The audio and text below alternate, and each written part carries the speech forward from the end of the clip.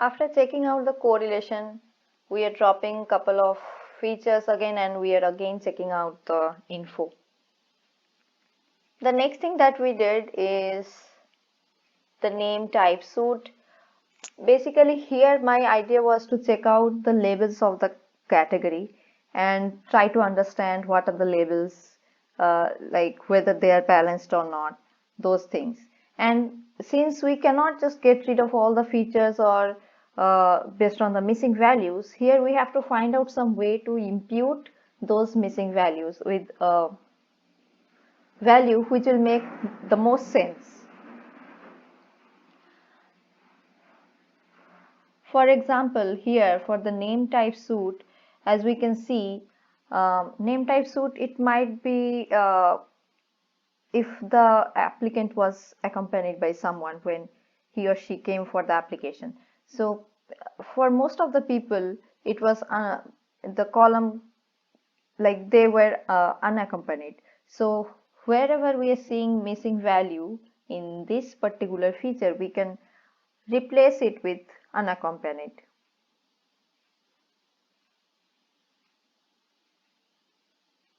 Merging only required columns of application data with previous application data. Since we have seen that our data set is huge and my little computer cannot take this much load, that's why I have taken only the required columns, the absolutely required columns.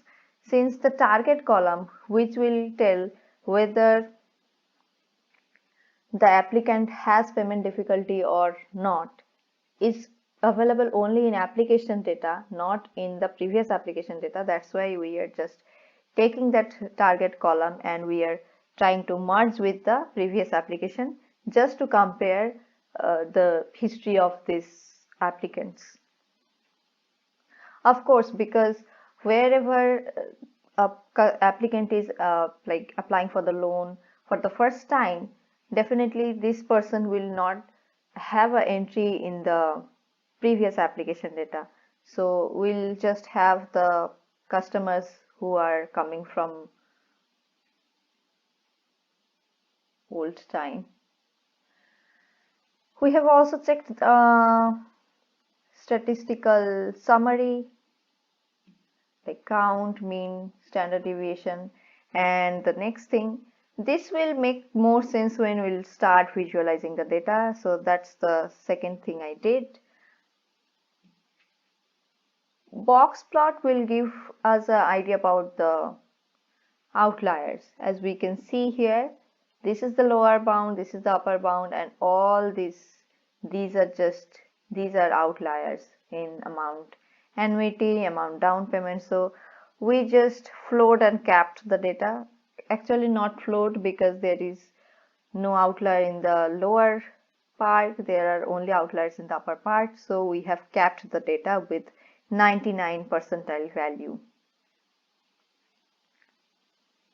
Since this is a continuous, this part is continuous, that's why we decided to keep it as it is.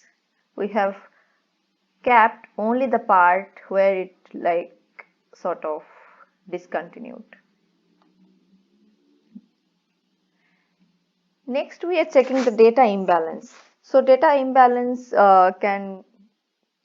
cause can cause in a very poor quality of the performance of a model. Hence, it is very important to see whether the data is imbalanced or not. Most often we have highly imbalanced data, we cannot do anything about it, but still we need to check the quality of the data.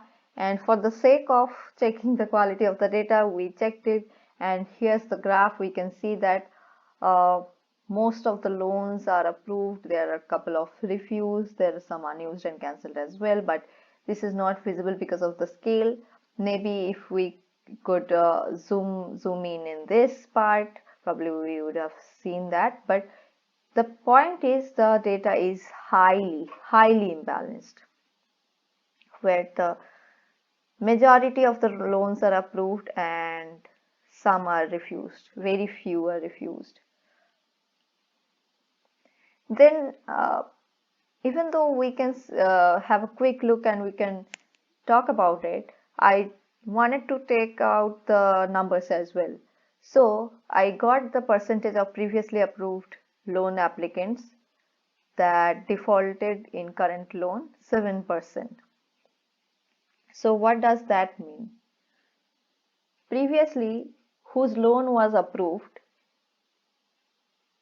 this person has applied for a loan recently and defaulted this time. This kind of people are there. Out of all the applicants, 7% of people are like this. Again, I have given a better explanation, probably you will understand this more, but I'll read it out. Percentage of the previously refused loan applicants that were able to pay the current loan, 90%. Now this makes does this make sense? The applicants whose previous loans were approved are more likely to pay the current loan in time than the applicants whose previous loans were rejected. Now, there is an underlying reason for it.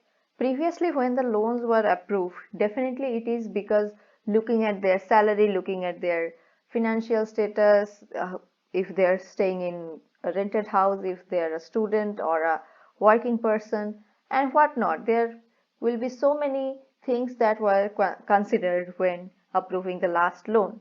So, there is a high possibility that those things are still present at the current moment, and because of that this applicant is able to pay the loan this time as well. 7% of the previously approved loan applicants are defaulted in the current loan. So even though most of the people whose loan were approved previously are able to pay the loan, 7% of the people, 7% of the past customers whose loans were approved before are not able to pay the loan this time. 7% of these people. 90% of the previously refused loan applicants that were able to pay the current loan. So just because somebody's loan was refused last time doesn't mean that this time around that person will still be unable to repay the loan. So there might be a easy reasoning to give, like, okay, this person was not able to pay the loan last time, we will not give loan to this person this time as well. But that is definitely a wrong thing to do, because as our data is suggesting that 90% of the previous refused loans, like who was not given a loan last time, 90% of the people this time were able to pay the loan in the current application. Payment status, as you can see, data is highly imbalanced. That's what we talked about. Then we have univariate, bivariate, and multivariate analysis. This is my favorite part, where I'll just make a lot of plots and I'll just look at them. What is this? This one is amount annuity versus amount down payment, like the annuity amount for an year and what is the down payment amount for the year. As you can see that number of defaulters are less for larger amount of annuity of in previous applications. So as you can see, this part is completely packed and this part is slightly less packed, as you can see in both defaulter and non-defaulter side. But what we are telling in irrespective of the default case, irrespective of the person having any payment difficulty, we can see that this part is less packed. For higher down payment, defaulter cases are less. For higher down payment, defaulter cases are less. We are telling it only from the packing and unpacking, like packed and unpacked, in that way. Less packed, not unpacked, of course. This is the next thing. This is a very silly thing, but still the feature is the data is present, so why not just visualize it. This is basically the time when the application was given. So when the applicant came into the office, this is the time, and as we can see, there is a rush hour around 1500 hours, like around 3 p.m. So not sure what is big about 3 p.m., but this is when most of the applicants are coming in. That's what we can say. And next we have rate of down payment. As we can see here, for default and non-default both cases, there are some outliers present. I have also checked the percentile of all the percentiles we have checked here: 0.5, 0.7, 0.9, 9599. For those who had lower rate of down payment in previous application, cases of default are higher for them. So the people who have very high down payment, these people are able to pay the loan, but for the lower rate of down payment, these guys are most likely to default. That's what we are finding from the data. Next, we have checked out the categorical features. So this is the reason why we had separated the categorical features from numerical, because we will deal with this separately. Next, we have this name, contract type, consumer loans, cash loans, revolving loans. So these are the type of loans, and as you can see, highest number of loans are applied for consumer loans. So from this kind of information we can understand so much about the applicants and so much about the market, like what kind of loans are applied for. Next, we have why the loan was rejected. There is just the code given, as we can see from the figure, that SCO, limit and HC are the most common reasons for rejection. Now, as a data analyst, we cannot really tell what these codes means, because of course this might be something internal code used by the bank. But if we can get idea of the meaning, like what these things really mean, then probably we can tell a better story about this visualization. But for now, we can just say that these are the most common occurring reasons for refusing a loan application. The next thing is NFLAG, insured on approval. Most of the people did not request insurance during previous loan applications. So people are just brave. They don't want insurance or anything like that. That's what we can say from this. The next thing we have is the name client type, name payment type. So here, even more than code walkthrough, I'm just walking you through the visualization and how each and every feature has shown a different trend, and probably this can help you to do other data sets as well. So for example, name client type and name payment type, we can see that most of the applicants are repeater. Repeater means probably like these are the loyal customers who are coming back for loans to this bank. And cash through the bank is the most frequent used payment method. Of course, people are just depositing in the bank and they're paying loan from there itself. Now, next thing we did here is, earlier we had calculated missing value percentage. Now this time around we are calculating the defaulter percentage, because there are so many categorical variables, and these categorical variables again have so many labels. That's why it is an easy way to just quickly see for which level what is the percentage of defaulter. For example, here name goods category. Suppose for consumer good, the consumer loans, whoever is applying for consumer loans will also mention about the good they're asking loan for. Suppose for insurance or for vehicles or for jewelry, auto accessories and whatnot. So we can see that for insurance vehicles, the percentage of defaulter is quite high. And as you can see, for animals, for fitness, these insurances are quite, these for this kind of loans or this kind of category of goods where the loan was given, in that case, percentage of defaulter is quite low. So highest percentage of default cases are coming from insurance and vehicles.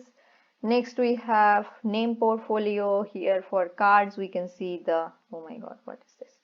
Yeah, here for the cards we can see 7%, 17 percentage of 17% of the defaulters are present. Same in walk-in, 9%. Like that we can do for other features as well. I have done for a couple more. In seller industry, auto technology has the highest rate of defaulter. Not sure what these guys are doing, but yeah, that is what the data is saying. And MLM partners has the lowest percentage of defaulter. Here, one more thing we should remember, that even though this percentage I have calculated with respect to the total number of the applicants who are giving this value, but we also need to understand that these values, some of them, like there are only 5 entries for suppose this particular value, and out of 5 we are getting 5 of them as the loan has been paid. So in those cases it will be very difficult to like give a good idea like how well they are able to pay the loan, because the data is very imbalanced. Suppose for this one there are 1,000 entries, and maybe 5% people are not being able to pay the loan, and there are only 5 entries and 5 of them are able to pay the loan, or all of them are not able to pay the loan. So here 5% and here 100%, that will not make any sense unless we also look at the like number of entries per these values. But this is just for like looking at the data, how we can see the basic trend. But in case we are wanting to know more about it, in that case we will be needing the number of entries as well, because the data is highly imbalanced here. And there are other stuff as well. So what is the conclusion of the previous application data? What did we learn from this? I will just read out and probably explain wherever it is not very clear. So the first point is there are feature columns in the dataset highly correlated to each other. As we saw in the correlation, the heat map, the lighter shade was representing very high value of correlation coefficient. So those things we can just get rid of those highly collinear features to avoid this collinearity. Next thing we did is feature columns with 50% or more missing data. We have dropped those things straight ahead, and features having very less missing value, for those features we have just dropped the rows containing the missing values. Then we also talked about the data imbalance, and we also talked about this 7% 90% thing which I explained. Then I talked about this common reasons of rejection. This is SCO, limit, and SC. Of course, if we could have more information about what these things actually mean, probably we could have told a better story in this case. And of course these are the like percentage of defaulters per category level. These are the findings from the previous application. Our next work will be to move on to the current application data and try to understand it.